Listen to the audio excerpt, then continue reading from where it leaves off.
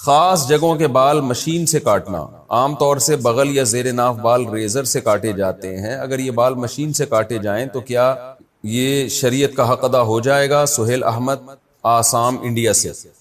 مقصد کاٹنا ہے، جس طرح سے چاہے کاٹیں، جائز ہے ہر طرح سے، لیکن سنت کیا ہے کہ مرد جو ہے زیر ناف بال ریزر سے کاٹے، یہ سنت ہے، اور بغلوں کے بال نوچے یا کوئی ویکس وغیرہ کے ذریعے جڑ سے اکھاڑے، یعنی انگلیوں سے نوچ لیں یا ویکس وغیرہ کے ذریعے جو ہے نا کسی چیز کے ذریعے ایسے اکھاڑ دیں تاکہ جڑ سے نکلیں وہ، تو یہ بغلوں کے لیے سنت ہے، کیونکہ نتف العانہ کا ذکر آتا ہے حدیث میں کہ نبی صلی اللہ علیہ وسلم نے بغلوں کے بال نوچنے کا حکم دیا ہے۔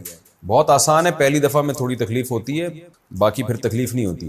اور زیر ناف بال بلیڈ سے صاف کرنا مردوں کے لیے، اور خواتین کے لیے افضل یہ ہے کہ زیر ناف بال وہ کسی کریم وغیرہ سے صاف کر لیں اور بغلوں کے بال وہ نوچیں، یا جو ویکس وغیرہ کے ذریعے نہیں ایسے اکھاڑ دیے جاتے ہیں۔ لیکن اگر کوئی اس کے خلاف بھی چلتا ہے تو بھی ٹھیک ہے، تو بھی جائز ہے، کوئی گناہ نہیں ہے۔ مقصد یہ کہ بالوں کو بہرحال وہاں سے ختم کیا جائے۔ نابالغ بچے کو ایصال ثواب کرنا، اگر کوئی نابالغ بچہ 16-17 دن کا مر جائے تو اس کو ایصال ثواب کرنا صحیح ہوگا یا نہیں؟ بنت عثمان، انڈیا سے۔ ہمیں نابالغ بچے کے بارے میں اس کی مغفرت کی دعا کرنا یا اس کے لیے صدقات و خیرات کرنا، ایصال ثواب کرنا، اس کا کوئی شرعی ثبوت نہیں ملتا، بلکہ نابالغ بچے کے بارے میں جو ہمیں حدیث ملتی ہے، جو جنازے کی دعا بھی ملتی ہے، اس میں یہ ہے کہ اللہم اجعلہ لنا شافعا و مشفعا، اے اللہ اس کو قیامت کے دن ہمارا سفارشی بنا، اور ایسا بنا کہ اس کی سفارش قبول کی جائے۔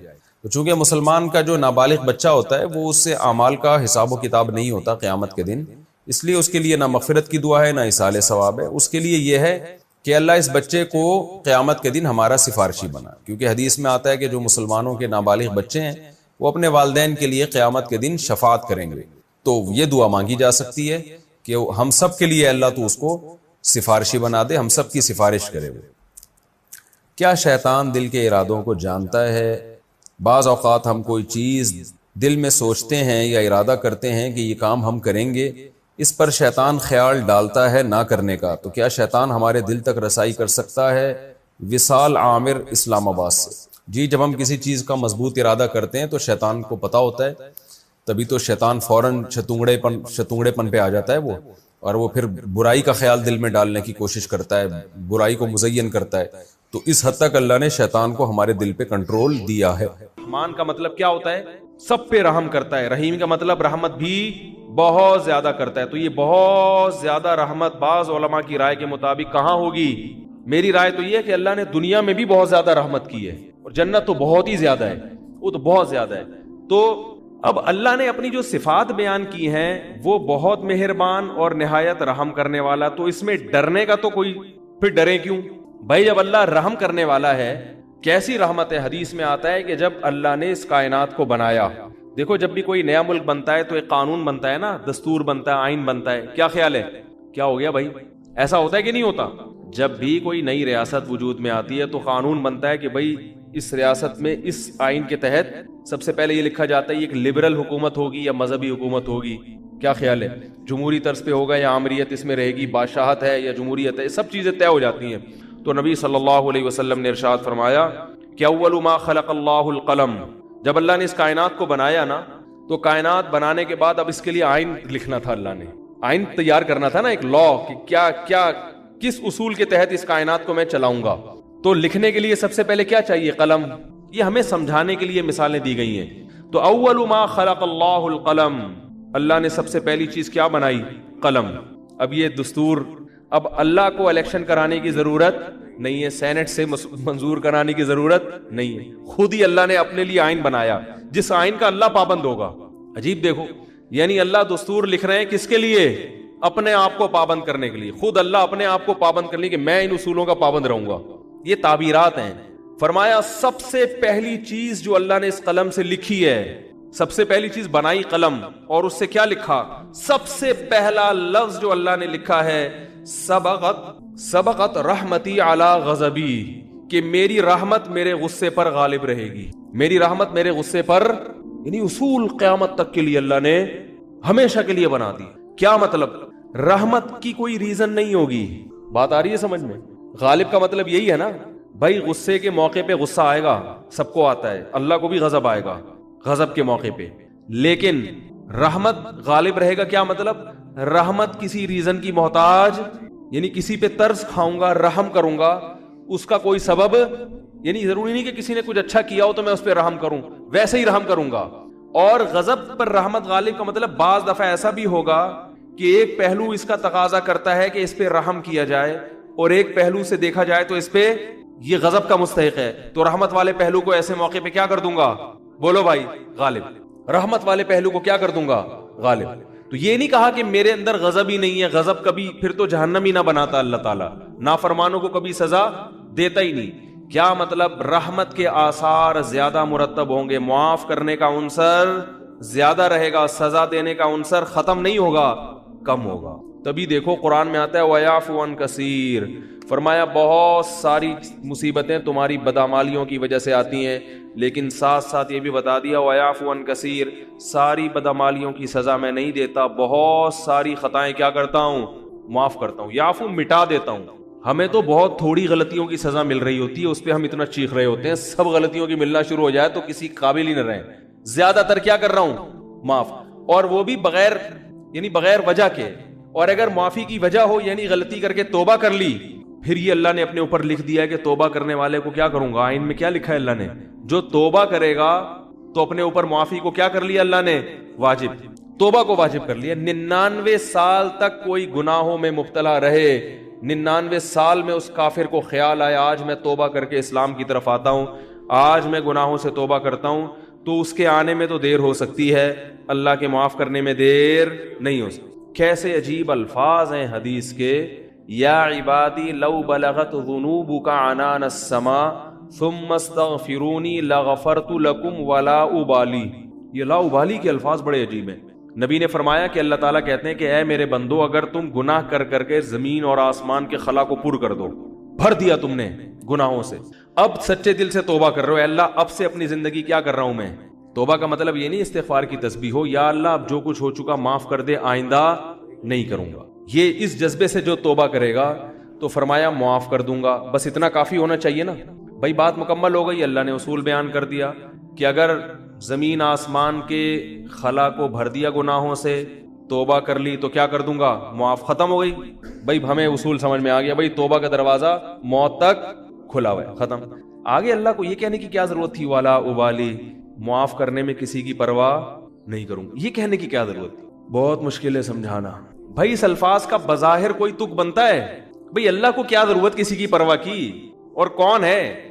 اصل بات یہ کہ ممکن ہے بہت سے نیک لوگوں کو اعتراض ہو کہ اللہ ہم 20 سال سے شروع سے ہم نیک ہیں، یہ کمبخت 90 سال تک عیاشی کرتا رہا ہے، اب آ رہا ہے، اب یہ بھی جنت میں ہم بھی جنت میں، یہ کیا بات ہو گئی؟ ممکن ہے فرشتوں کو اعتراض ہو، اے اللہ یہ کیا؟ یہ تو 2 لفظ توبہ کے تو ہر آدمی بول سکتا ہے بڑے آرام سے بیٹھے بیٹھے ہے بھائی. مثال کے طور پر ابھی جو کیسز چل رہے ہیں مختلف ہمارے سیاستدانوں پہ، اگر وہ کہتے ہیں ہم معافی مانگتے ہیں قوم کے سامنے، قوم چھوڑے گی؟ بولے یار بھائی اتنے پیسے کھا گئے ہیں، قوم یہ بولے گی نا بھائی یہ کیا مسئلہ ہے ایسے کیسے معاف کر دیں؟ کیا خیال ہے بھائی؟ یا کسی نے اور جرائم کیے ہوں، بہت سارے کیسز چل رہے ہوں، وہ 2 لفظ بولے معاف کر دو، تو عجیب بات ہے کہ معافی مانگنے کے لیے بھی یہ لوگ تیار نہیں ہوتے. تو لیکن اللہ کیا کہہ رہے ہیں کہ زمین اور آسمان کے خلا کو بھر دیا ہو گناہ، تھک گیا ہو گناہ کر کر کے، اور پھر مجھ سے معافی مانگے. معافی کا وہ مطلب جو میں بیان کر رہا ہوں، آئندہ نہیں کروں گا، بس اب میری زندگی بولو بھائی چینج، ختم، اب میں چینج ہو رہا ہوں. تو اللہ فرماتے ہیں اصول کیا ہے؟ معاف کروں گا اور کسی کی پرواہ، کسی مولوی کی پرواہ نہیں. مولوی بولیں گے، مولوی صاحب بولیں گے اللہ ہم بچپن سے نماز پڑھتے آ رہے ہیں، یہ بھی کم وقت ابھی آیا ہے بھائی اس کو بھی تو معاف کر رہا ہے. وہ اتنے لوگوں کو اس نے قتل کر دیا، یہ 99 انسانوں کے قاتل نے توبہ کی تھی نا، اور وہ مقتول کہہ سکتے ہیں اللہ ہمیں تو مروا دیا صحیح ہے نا، اس نے ہمیں مار دیا سب کو. 100 راہب کہے گا کہ میں نے اس کو بولا تھا کہ توبہ نہیں ہو سکتی، سینچری پوری کر کے اس نے مجھے بھی قتل کر دیا. وہ حدیث میں واقعہ آتا ہے نا، لیکن 99 انسانوں کو ایک شخص نے قتل کیا، تو ایک راہب کے پاس گیا، ایک بزرگ کے پاس گیا، کہنے لگا میں نے 99 کو قتل کیا، کیا میری توبہ قبول ہو سکتی ہے؟ اس نے کہا نہیں ہو سکتی. اس نے کہا چلو پھر سینچری پوری کرو یار، 99 کا تو کوئی حساب بنتا ہی نہیں ہے، جب جانا ہی جہنم میں ہے تو کچھ کر کے تو جاؤ نا. راہب کو بھی مار دیا ٹھیک ہے نا، 100 آدمی قتل کر دیے. پھر کسی عالم کے پاس گیا، بھئی میں نے 100 انسانوں کا قتل کیا، کیا میری توبہ قبول ہو سکتی ہے؟ اس عالم نے کہا کیوں نہیں ہو سکتی بھائی، اللہ سے معافی مانگ رہے ہو، اللہ معاف کرنے والا ہے، توبہ کرو. وہ عالم تھے نا، علم تھا ان کے پاس، ان کو پتا تھا کہ اگر میں نے بول دیا تو 101 ہو جائیں گے کیا ہو جائیں گے؟ 101 ہو جائیں گے. اور یہ بھی اللہ سے بھی ڈر تھا ان کو.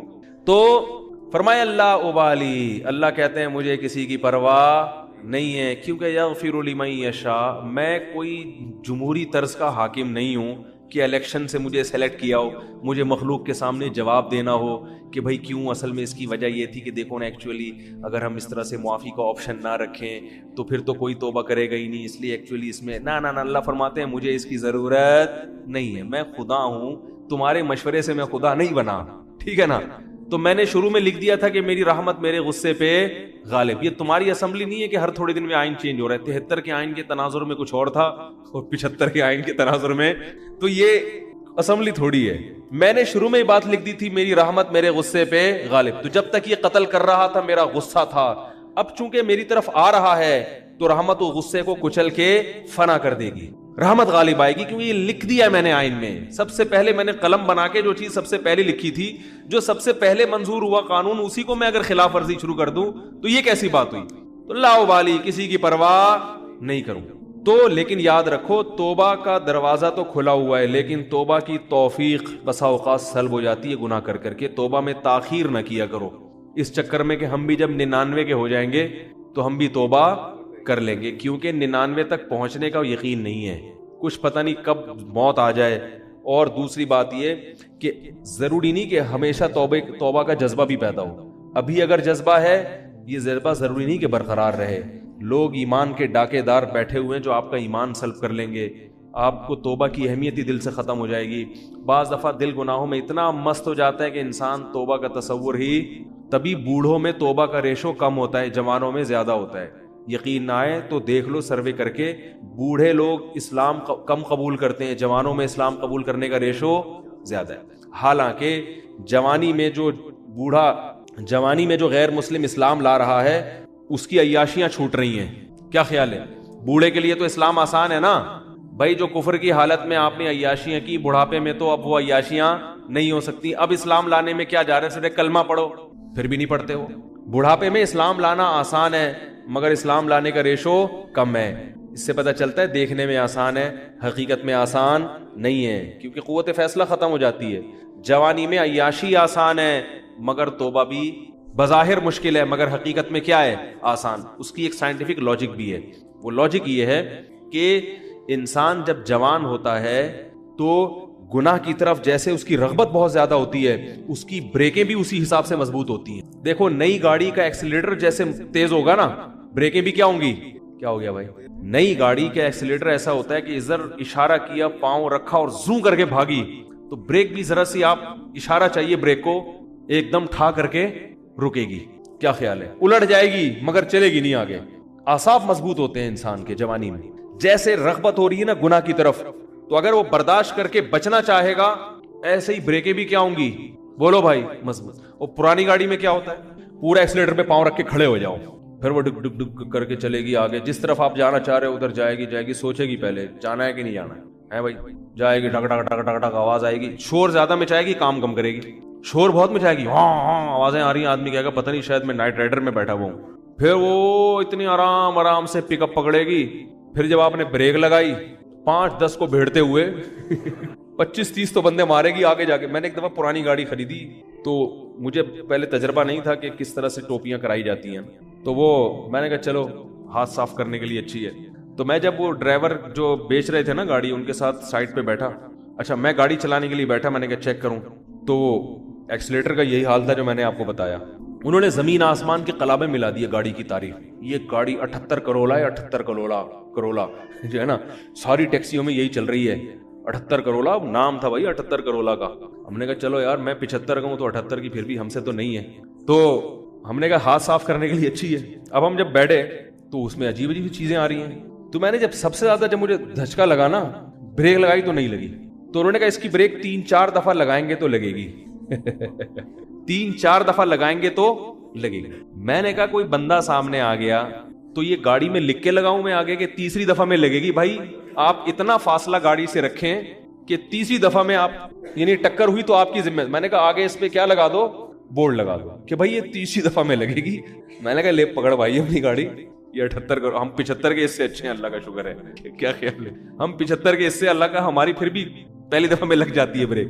تو انسان کی عمر, مقصد بوڑھوں کا مذاق اڑانا ہرگز نہیں ہے, لیکن ایک حقیقت ہے کہ جب انسان کی عمر زیادہ ہوتی ہے تو اس کی میں اندر خواہشات تو کم ہوتی ہیں, لیکن اگر کسی طرف اس کا دل مائل ہو گیا تو بریک نہیں لگی, اس میں اعصابی قوت نہیں ہوتی, وہ روک نہیں پائے گا اپنے آپ کو. اسی وجہ سے وہ اگر بد نظری جوانی میں نہیں چھوٹی تو بڑھاپے میں نہیں چھوٹتی. جوانی میں آپ کنجوس تھے تو بڑھاپے میں سخی نہیں ہو سکتے, یہ دماغ میں رکھو, ٹھیک ہے نا. جوانی میں آپ نے اچھے کام نہیں کیے تو بڑھاپے میں اب تیر نہیں مارو. یہ جو بوڑھے ہمیں مسجدوں میں نظر آتے ہیں یا اچھے کام کرتے ہوئے, یہ وہ ہوتے ہیں جنہوں نے جوانی اچھی گزاری ہوتی ہے. بڑھاپے میں فلمیں دیکھنے کا شوق بڑھتا ہے, یاد رکھو. بوڑھوں میں جو انٹرنیٹ پر بیہودہ فلمیں دیکھنے کا رجحان ہے وہ زیادہ ہے ان بوڑھوں میں جن کو جوانی میں یہ چسکے لگ چکے تھے. حالانکہ ان کو وہ لذت نہیں آتی, وہ مزہ نہیں آتا, مگر ان سے برداشت نہیں ہوتا. جس نے جوانی میں کنٹرول کر کے چھوڑ دی, بڑھاپا اچھا گزرے گا اس کا. تو بریک جو ہے نا, جیسے آپ کا ایکسیلیٹر تیز ہے تو بریکیں بھی ابھی کیا ہیں, مضبوط ہے. تو یاد رکھو, اسی طرح غیر مسلم, وہ اس کو عیاشی نظر آتی ہے کفر میں, لیکن اسلام لانے والے بھی کیا ہوتے ہیں, جوان ہی ہوتے ہیں زیادہ تر. جوانوں کو عیاشی بھی, لیکن وہ چھوڑ دیتے ہیں, برداشت کرتے ہیں سب. بڑھاپے میں اسلام بہت آسان ہے, مگر بوڑھوں میں اسلام کا ریشو ختم تو نہیں ہے لیکن بہت کم ہے. وہ نہیں آتے, کہتے ہیں چھوڑو یار, ایک زندگی گزارنے بس. حالانکہ ان کو پتا ہے کہ ہم غلط مذہب پہ تھے. کیا جا رہا ہے کلمہ پڑھنے میں بھائی, اب آپ کو تو اب ساری زندگی نماز کبھی نہیں, ہم کہیں گے حج بھی اب اس بڑھاپے میں فرض نہیں ہوگا. کچھ بھی نہیں کرنا ہے, ایک کلمہ پڑھنا ہے, 5 ٹائم نمازیں شروع کر دینی ہے. رمضان کے روزوں میں بھی رعایت ہو گئی ہے کہ اب جو بہت زیادہ بوڑھا ہو وہ فدیہ بھی دے سکتا ہے. کچھ بھی نہیں کرنا, کلمہ پڑھنا ہے اور اسی گھر میں رہ لو. یہ تھوڑی کہہ رہے خاندان کو چھوڑ کے جاؤ, لیکن ایک کلمہ زبان سے نہیں نکلے. وہ قوت فیصلہ ختم ہو گئی, کانفیڈنس ختم ہو گیا, ذرا سی بھی مخالفت برداشت کرنے کی صلاحیت نہیں رہی. تو اس لیے اس امید پر کہ اللہ 99 سال میں توبہ قبول کرتا ہے, 99 کا انتظار مت کرو. اور ایک بات یہ بھی رکھو کہ توبہ تو قبول ہوگی, مگر وہ مقام نہیں ملے گا جو اس شخص کا ہے جو شروع سے دین پہ چلتا آ رہا ہے. سمجھ میں آ رہی ہے بات, جو شروع سے دین, کیونکہ وہ کئی سال سے نماز پر ہے تو وہ اتنا آگے جا چکا ہے کہ اب آپ نے ٹریک چینج کر تو دیا, جہنم والا ٹریک نہیں اب جنت والا ہے, لیکن وہ بہت آگے جا چکا ہے اور آپ اس سے بہت پیچھے, وہاں تک اب وہ نکل گئے آگے.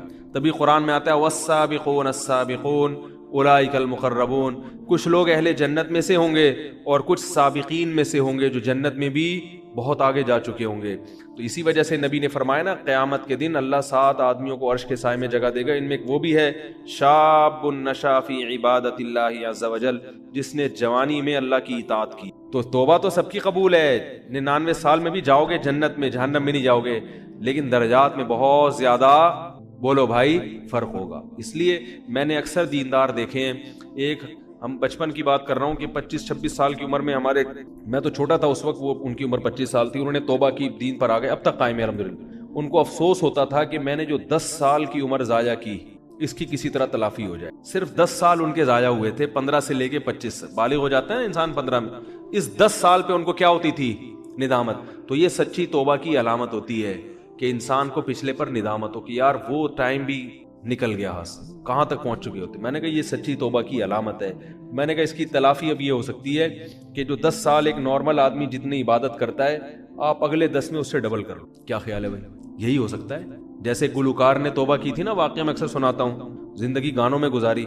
تو ہمارے حضرت کے پاس آئے تھے, ان کا انتقال ہو گیا, تو انہوں نے حضرت سے کہا کہ میں نے زندگی گانوں میں گزاری, گانے گاتا رہا میں, اچھی آواز تھی میری, تو اب مجھے خیال ہوا کہ توبہ تو اللہ نے قبول کر لی, اب جنت کے ٹریک پر تو انشاءاللہ چل پڑے, لیکن پچھلی کی تلافی بھی ہونی چاہیے. تو میں نے 10-15 سال ضائع کیے, تو اب ان کے ذہن میں یہی آیا کہ یہ اچھی آواز میں تلاوت میں لگاؤں گا. اب دیکھو, یہ جو ہم سورہ فاتحہ پڑھتے ہیں, اس سورہ فاتحہ میں اللہ نے کیا فرمایا, غیر المغضوب علیہم ولا الضالین. یہ ہے نا, اے اللہ تو ہمیں سیدھے راستے پہ چلا, صراط الذین انعمت علیہم, ان لوگوں کے راستے پر چلا جن پر تو نے انعام کیا ہے. اب انعام یافتہ لوگ ڈاکٹرز بھی ہو سکتے تھے, ہم اپنے بچوں کو کس کے راستے پہ چلاتے ہیں بھائی, ڈاکٹر بنائیں, ڈاکٹروں کے راستے پہ نہ چلائیں. انجینئر بنائیں, انجینئروں کے راستوں پہ بولو مت چلائیں. سائنٹسٹ بنائیں, سائنسدانوں کے راستے پہ مت چلائیں. راستے سے کیا مراد ہے, انسان کو انسان بنانے کے لیے جو راستہ اللہ نے متعین کیا ہے، جو انسانیت کا راستہ ہے، جو انسان پہ سوٹ کرتا ہے، وہ راستہ سائنسدانوں کے پاس نہیں ہے۔ دیکھو ایک سائنسدان زنا کرتا ہے، ان ملکوں میں زنا لیگل ہے، اللہ کی نظر میں وہ گمراہ ہے، اس سوسائٹی کی نظر میں وہ گمراہ ہو سکتا ہے؟ نہیں بھائی، وہ کہتے ہیں یار ٹھیک ہے، یہ ان کا پرسنل معاملہ ہے، اپنی گرل فرینڈ کے ساتھ اس کا ریلیشن ہے نا، کوئی زور زبردستی تھوڑی ہے، ملک کے قانون کو تھوڑی توڑ رہا ہے، اور لیب میں یہ بہت اچھی اس کی کارکردگی ہوتی ہے، بڑی زبردست ریسرچ مارکیٹ میں لایا، کووڈ کی ویکسین ایجاد کرنے کا سہرا اس کے سر پر ہے، کتنی تعریفیں ہوں گی۔ تو وہ وہاں تک تو ٹھیک ہے، لیکن انسانیت کو انسان بنانے کے لیے جو چیزیں انسانوں پہ سوٹ کرتی ہیں، انسان اور جانوروں کو ایک دوسرے سے ممتاز اور جدا کرتی ہیں، یہ راستہ سائنٹسٹ نہیں بتائے گا آپ کو، یہ راستہ کون بتائے گا؟ اللہ، کیونکہ جانور بھی زنا کرتے ہیں، ان کے کوئی فزیکل ریلیشن ہوتا ہے ان کا، تو انسان بھی کر رہا ہے، تو اللہ کی نظر میں ایسا سائنٹسٹ، ایسا ڈاکٹر میری اور آپ کی نظر میں عزت دار ہو سکتا ہے کہ بڑی اچھی پوسٹ پر ہے بھائی، علاج بہت اچھا کرتا ہے، اللہ کی نظر میں اولئک کالانعام بل ہم اضل، اللہ کہتے ہیں یہ جانور جیسے ہیں بلکہ جانوروں سے بھی بدتر ہیں، کیونکہ جانور کو تو سیدھا راستہ معلوم نہیں ہے، گدھے گھوڑے کو کیا پتا صحیح کیا ہے غلط کیا ہے، ان کو تو پتا ہے، مگر خدا کا انکار کر کے یہ خواہشات کے راستے پر چل پڑے اور انسانیت کو تباہ کر رہے ہیں۔ یہ شراب کا راستہ اچھا ہے یا برا ہے؟ برا ہے، لیکن اگر سیکولر اور لبرل دنیا میں جو شراب پیتے ہیں وہ اگر ریسرچ کا کام اچھا کر رہے ہیں، تحقیق کام اچھا کر رہے ہیں، ٹرسٹ چل رہے ہیں ان کے، انسانیت کی خدمت کر رہے ہیں، انہیں لوگ برا سمجھتے ہیں یا اچھا سمجھتے ہیں؟ اچھا سمجھتے ہیں، کہتے ہیں ان کا پرسنل معاملہ ہے، پیتے ہیں نہیں پیتے ان کی مرضی ہے، لیکن اللہ کی نظر میں یہ اچھا ہے نہ، اللہ کہتے ہیں یہ انسانیت پہ سوٹ نہیں کرتی ہے۔ کلوا من الطیبات واعملوا صالحا، پاکیزہ چیزیں کھاؤ اور عمل بھی پاکیزہ رکھو، عمل بھی کیسا رکھو؟ پاکیزہ، کھاؤ بھی کیا؟ پاکیزہ۔ شراب پاکیزہ ہے ناپاک ہے؟ ناپاک۔ کتے بلی کھانا، ایک سائنٹسٹ کتا کھا کے آ رہا ہے باربیکیو میں، اس نے کیا بنایا؟ کتا، اور کسی کتے پہ ظلم بھی نہیں کیا اس نے، بلکہ مرا ہوا کتا کھایا جو ابھی تازہ تازہ مرا ہے، وہ تو مر ہی گیا نا، اب کسی یا تو خود مارا ہوتا تو ہم کہتے ہیں ظلم کیا ایک جانور پہ، کتا اپنی موت مر گیا، جیسے ہی مرا ہے اس نے کیا کیا؟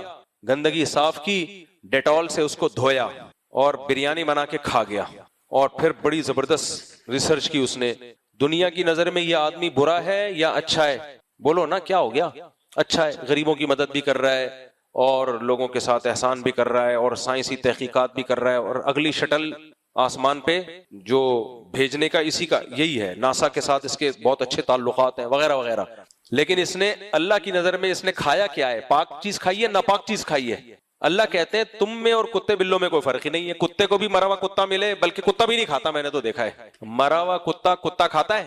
میں نے نہیں دیکھا، کھا بھی لے تو یہ کتا ہے، کچھ بھی کر سکتا ہے نا، وہ تو کتا ہے، تو آپ انسان ہو کے کیا کھا رہے ہو؟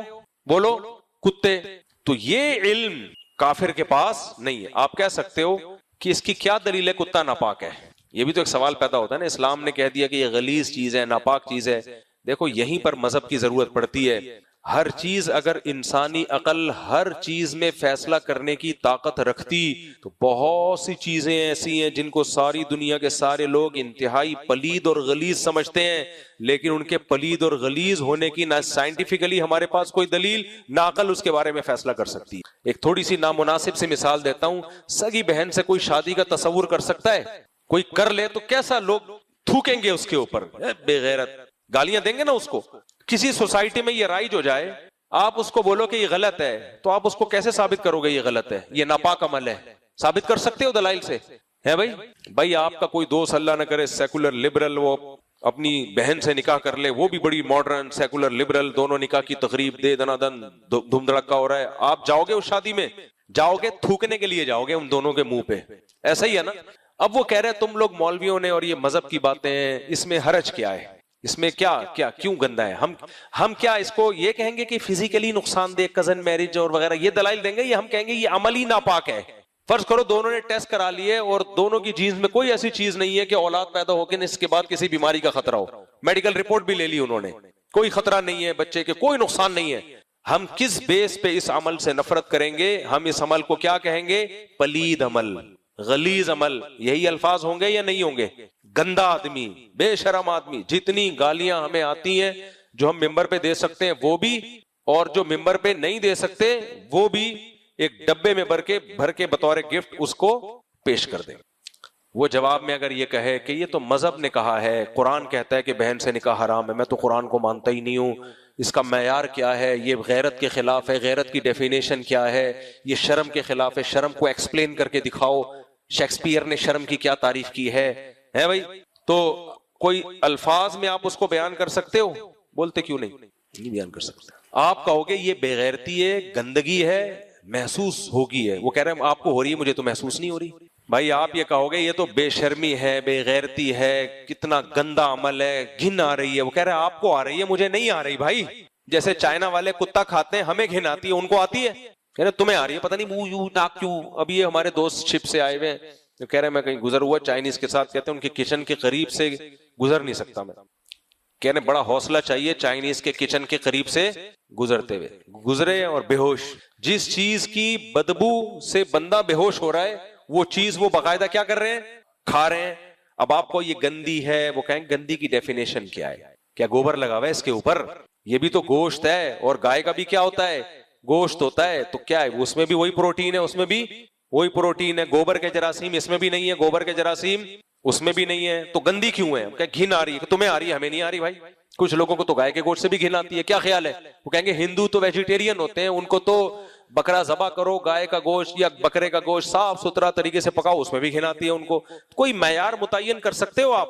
تو اس سے پتہ اب یا تو ہم یہ کہیں کہ نہیں یہ سب چیزیں پاک ہیں, چھپکلی بھی کھاؤ, لال بیگ بھی کھاؤ, کیا خیال ہے؟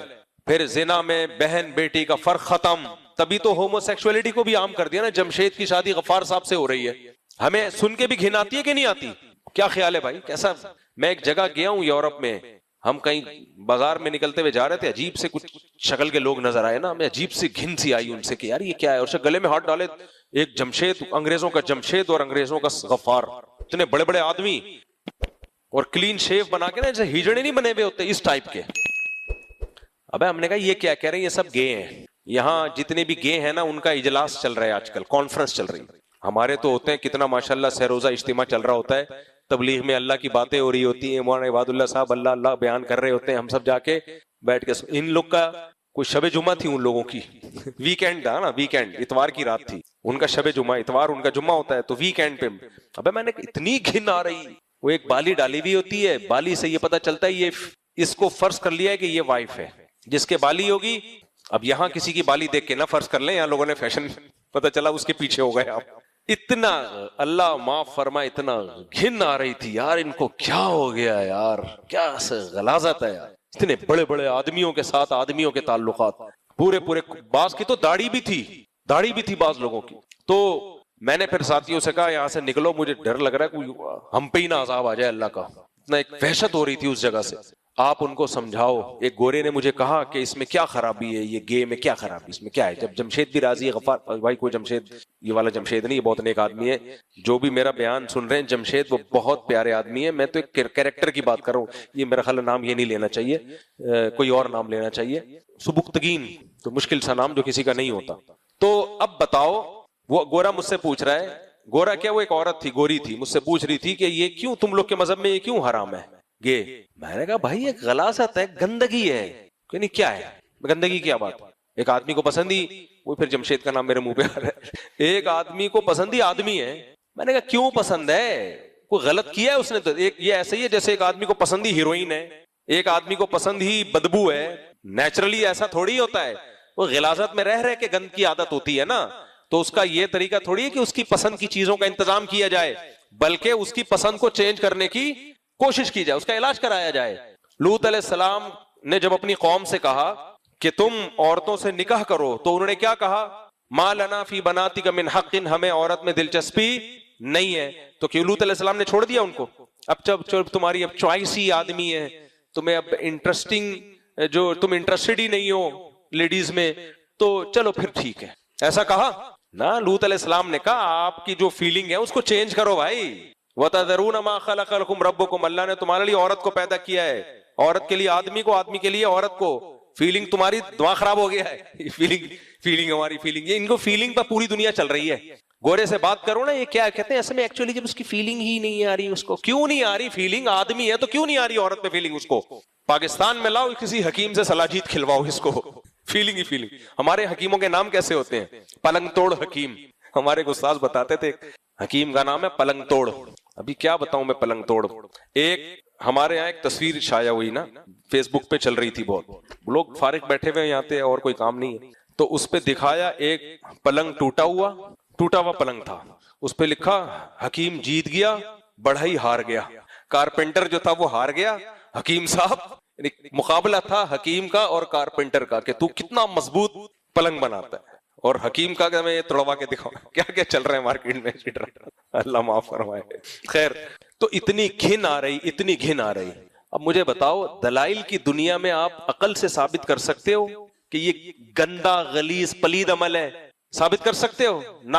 تبھی تو سائنسدانوں نے منظور کیا ہے اس کو, بڑے بڑے دنیا کے ماہرین نے. تو میرے بھائی, میرے اور آپ کے پاس خدائی تعلیمات کے علاوہ کوئی آپشن ہے ہی نہیں کہ خدا ہمیں بتائے کہ صحیح کیا ہے اور غلط کیا ہے, پاک کیا ہے اور ناپاک کیا. اگر خدا کے سامنے ہتھیار نہیں ڈالے تو میں آپ کو بتا دوں, کل ان لوگوں نے جیسے انہوں نے مردوں سے شادی کو لیگل کیا ہے نا, جب یہ سیکولرزم بڑھے گا, یہ بہن سے نکاح کو بھی اللہ معاف فرمائے, یہ بولتے ہوئے بھی غیرت آتی ہے انسان کو, اس عمل کو بھی انہوں نے آئندہ 20-30 سالوں میں لیگل کر دینا ہے. لیگل کا, اور رشیا میں تو ہوا ہے یہ, جب سوویت یونین اپنے عروج پر تھا. کوئی اوتھینٹک رپورٹ نہیں ہے لیکن بہت سے لوگوں سے ہم نے سنا ہے. لیکن اگر کورٹ میں لیگل نہ بھی کیا ہو تو لوگوں کی نجی زندگی میں ہونے لگا تھا یہ. تو اس لیے آپ کے پاس اللہ کے علاوہ کوئی آپشن, دیکھو ہمیں اسلام نے کتنی بڑی بڑی ٹینشنوں سے بچا لیا. میں ایک دن دوستوں کے ساتھ بیٹھا تھا, میں کہتا تھا یار ہم پر اسلام کے اتنے زیادہ احسانات ہیں کہ اگر اسلام ہمیں گائیڈ نہ کرتا اور ہم اللہ رسول کے سامنے اپنی عقل کو نہ پیش کر دیتے کہ آپ جو کہیں گے وہ صحیح ہے, ہماری عقل غلطی کر سکتی ہے, اگر ہم یہ تسلیم نہ کرتے تو ہم خود عقل سے جب فیصلہ کر رہے ہوتے, کتنی کنفیوزڈ لائف ہوتی ہماری. ابھی تو ہمیں اسلام فری پھوکٹ میں مل گیا نا, اس لیے ہمیں اندازہ نہیں ہے, ہمیں نہیں پتا چلتا کہ داڑھی رکھنی ہے کہ نہیں رکھنی. پتا چلتا ہمیں بہت مشکل ہوتی. ہمیں نہیں پتا چلتا کہ زنا اچھی چیز ہے بری چیز ہے. کیا خیال ہے, جو شادی کر رہے ہوتے وہ پچھتا رہے ہوتے کیا واٹ یہ کیا ہو گیا ہے بھائی. ہمیں نہیں پتا چلتا ابا اماں کے پاؤں دبانے ہیں کہ نہیں دبانے. بھائی ہو سکتا ہے میں نے ایسے سیکولر لوگ اسی سوسائٹی میں دیکھے, باپ نے ڈانٹا تو باپ کو کھینچ کے چماٹ لگا دیا, باپ نے ڈانٹا تو بیٹے نے کیا کر دیا.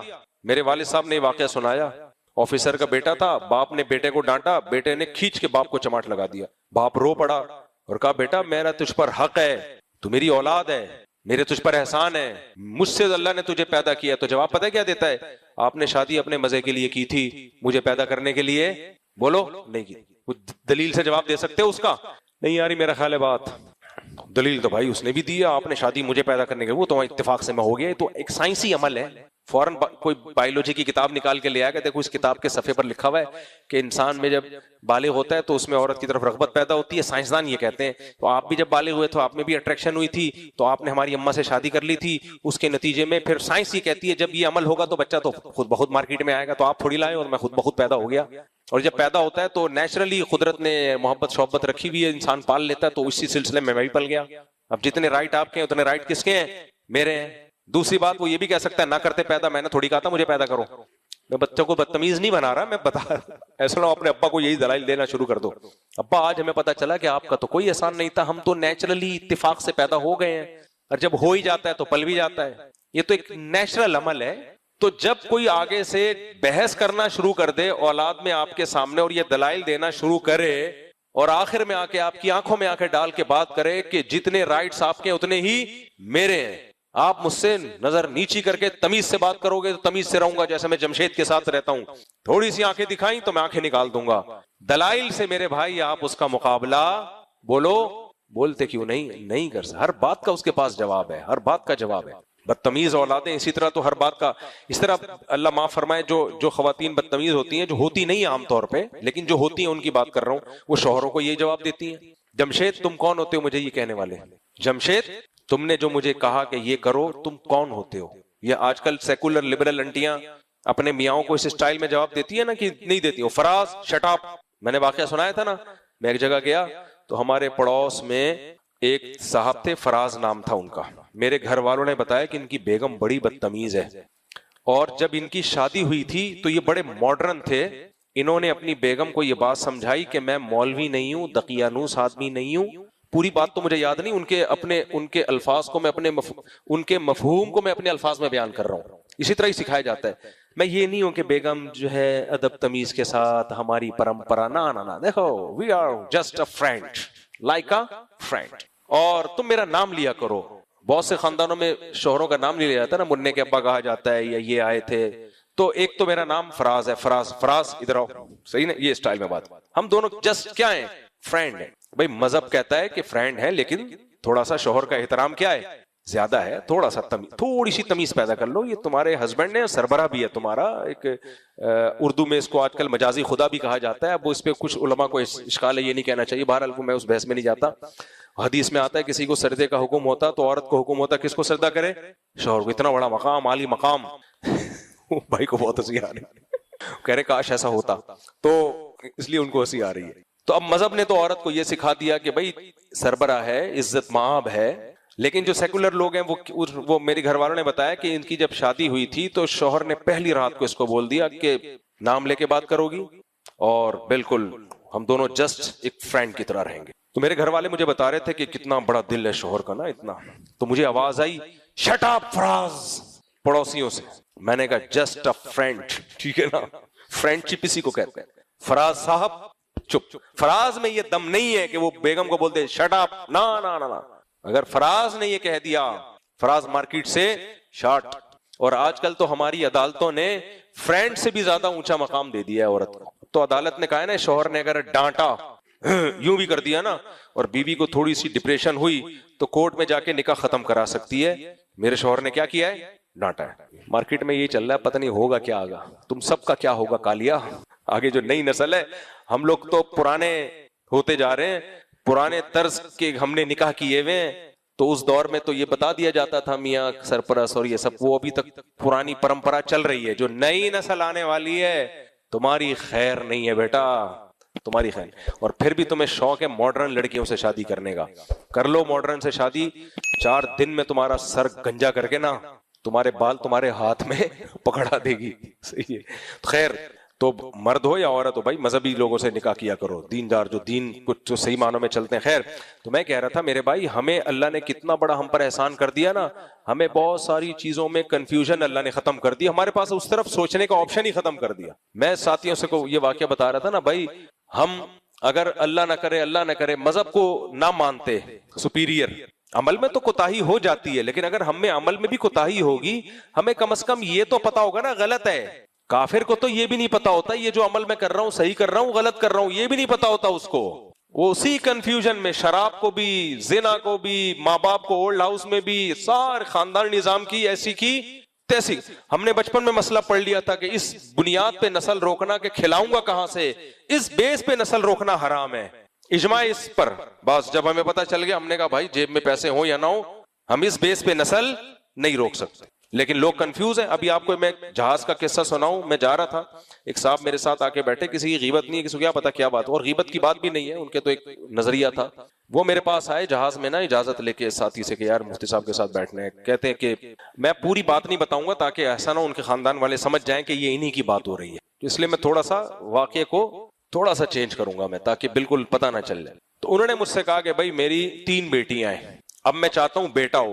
اب میں کیا چاہتا ہوں؟ بیٹا ہو. تو میں وہ جو آج کل آ رہا ہے نا، وہ کیا یار جس میں جینڈر کو سلیکٹ کر سکتے ہیں ٹیسٹ ٹیوب بیبی کے ذریعے، اس کا ایک خاص نام ہے IVF.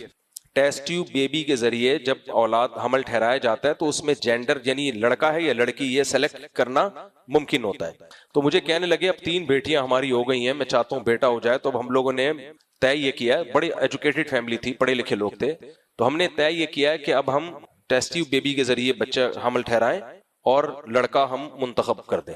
تو لیکن مفتی صاحب میرے دل میں تھوڑی سی بال ہے، پتہ نہیں یہ جائز بھی ہے یا نہیں ہے، کیونکہ مسلمان تھے نا. وہ غیر مسلم ہوتا تو پوچھتا نہیں، پوچھتا. وہ اس کی 3 بیٹیاں ہونی نہیں تھیں جب غیر مسلم ہوتا نا.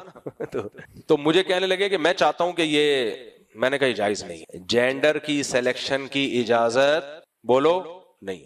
میں نے کہا رینڈملی جو بھی ہو جائے، لڑکا ہو یا لڑکی، یہ کس پہ چھوڑ دو؟ اللہ پہ. پھر مجھے پڑھے لکھے لگ رہے تھے، میں نے کہا میں ایک بات آپ سے کو بتاؤں کہ خرابی شروع کہاں سے ہو رہی ہے. میں نے کہا آپ کے 3 یا 4 بیٹیاں جو ہو گئی نا، وہ بیٹے کی لالچ میں ہوئی ہیں، ورنہ آپ ایک کے بعد بھی بیٹی نہ پیدا ہونے دیتے. Am I correct? انہوں نے کہا یس کریکٹ, ورنہ 2 بچے سے زیادہ آج کل کوئی نہیں چاہتا. سمجھ رہے ہو؟ میں نے کہا خرابی یہاں سے شروع ہو رہی ہے. آپ کا یہ تھا کہ ایک بیٹا ایک بیٹی ہوگا, ہماری فیملی کمپلیٹ ہو جائے گی اور ہم بریک لگا دیں گے. وہ قدرت نے آپ کے اس جذبے کا ذرا بھی خیال بولو نہیں کیا. قدرت نے آپ کو ایک بیٹی کی, آپ نے چانس لیا کہ ایک اور ٹرائی مارتے ہیں, پھر چانس لیا ایک اور ہو گئی. او ہو بیٹی, ایک تو خوشی نہیں ہوئی ہوگی اس کے اوپر, رونے کا دل چاہ ہوگا یار ہمارے پاس 2 ہی چانس تھے, ایک بیٹا ایک بیٹی, وہ چانس کیا ہو گیا, مس ہو گیا. ٹینشن میں آئے ہوگے, وہ ڈپریشن الگ. پھر آپ نے کہا چلو ایک چانس اور لیتے ہیں, پھر بیٹی ہو گئی, اب آپ مصیبت میں پڑ گئے. تو میں نے کہا یہ بنیادی غلطی یہاں سے ہو رہی ہے کہ مذہب نے یہ کہا ہے کہ کتنی بیٹے کتنی بیٹیاں کتنی اولاد, یہ آپ کی سلیکشن نہیں ہے, یہ کس پہ چھوڑ دو, اللہ پہ.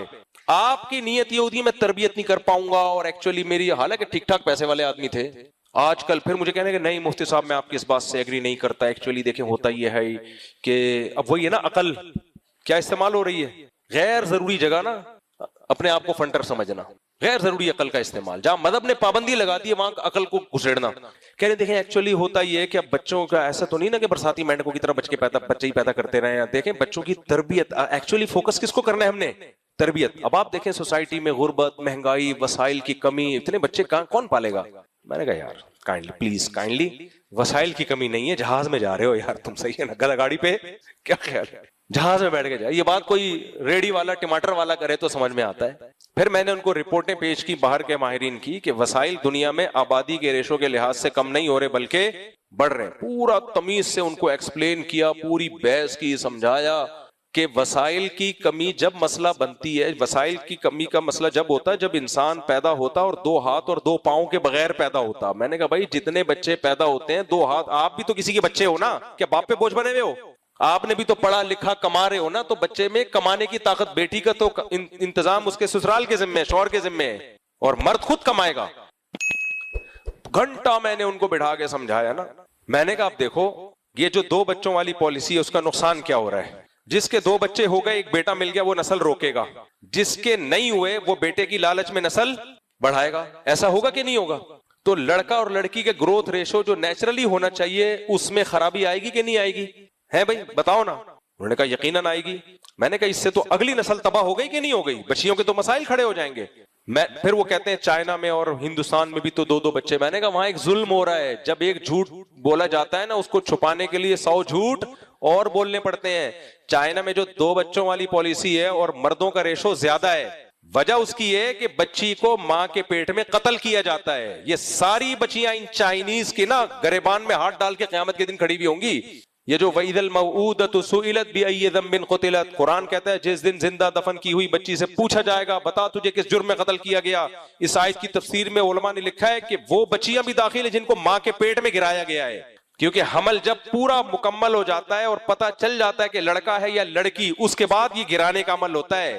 اس بچے میں جان پڑ چکی ہوتی ہے, قتل کیا جاتا ہے باقاعدہ. میرے پاس تو ماؤں کے فون آئے ہیں کہ ہم ہاسپٹل گئے, پتہ چلا بچی ہے, تو ہم نے کہا گرا دو. کہہ رہے جب گرایا گیا نا اس بچی کی جان نکلی ہے پیٹ میں, تڑپی ہے وہ تو ماں میں اللہ کا خوف تھا, ڈر گئی کہ میں نے کیا کیا ہے, مار دیا بچی کو. کہہ رہی مجھے رو رہی ہوں, میں نے کیا کیا, اپنی بچی کو ہلاک کیا. کروڑوں بچیاں چائنا میں اور انڈیا میں ماں کے پیٹ میں قتل کی گئی ہیں, تب جا کے گروتھ ریشو پہ انہوں نے کیا کیا ہے, کنٹرول. نہیں آ رہی سمجھ میں؟ زمانے جاہلیت میں جن باپوں نے اپنی بیٹیوں کو زندہ دفن کر دیا تھا ان پہ کوئی کیس ہوا دنیا میں؟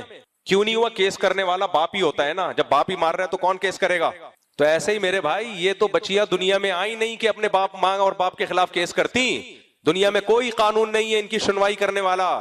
تو آپ کا کیا خیال ہے اللہ چھوڑ دے گا ہے اس بیس پہ کہ تمہاری اولاد تھی جو مرضی کرو؟ اللہ نے چھوڑنا ہوتا تو مشرکین کو کیوں اللہ کہے گا میں پکڑوں گا کہ کیوں تمہاری اولاد تھی تم نے مار کیسے دیا ان کو؟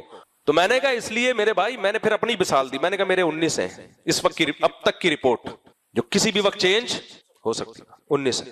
میں نے کہا میں آپ کو میں شو مارنے کے لیے نہیں کہہ رہا, اللہ نظر بس سے بچائے, اللہ نے ہماری برائیوں پہ پردہ ڈالا ہوا ہے, بہت نیک نہیں ہے ہم.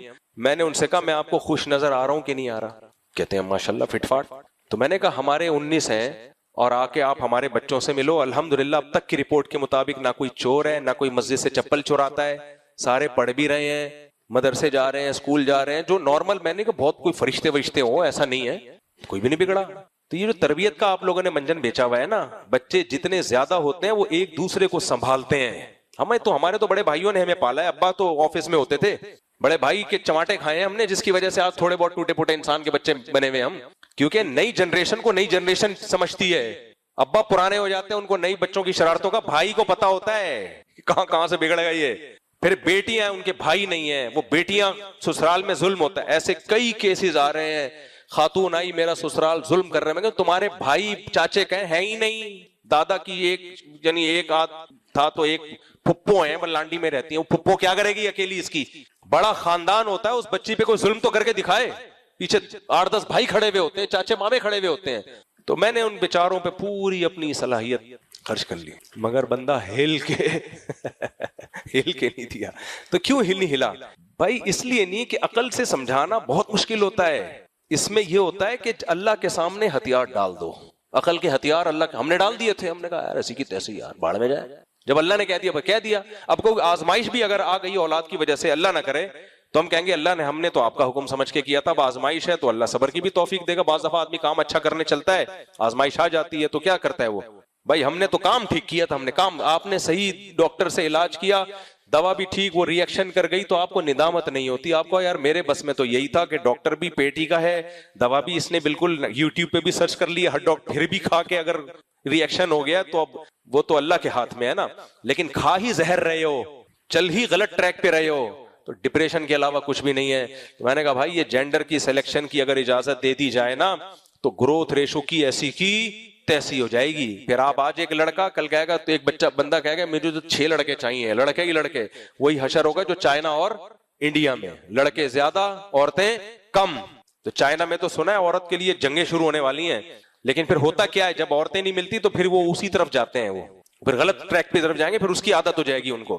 تو اللہ نے ہمارے لیے اتنا آسان رکھ دیا. اللہ نے بولا بھائی تیرے تو 1 روپیہ بھی جیب میں نہیں ہے, نسل روکنے کی اجازت نہیں ہے. نحن نرزقکم وإیاہم, ہم تمہیں بھی روزی دیں گے اور ان کو بھی. انہوں نے مجھے کہا کہ عقل بھی تو ہمیں استعمال کرنی چاہیے. میں نے کہا عقل استعمال کرنی چاہیے, لیکن خدا کے خلاف نہیں استعمال کرنی چاہیے.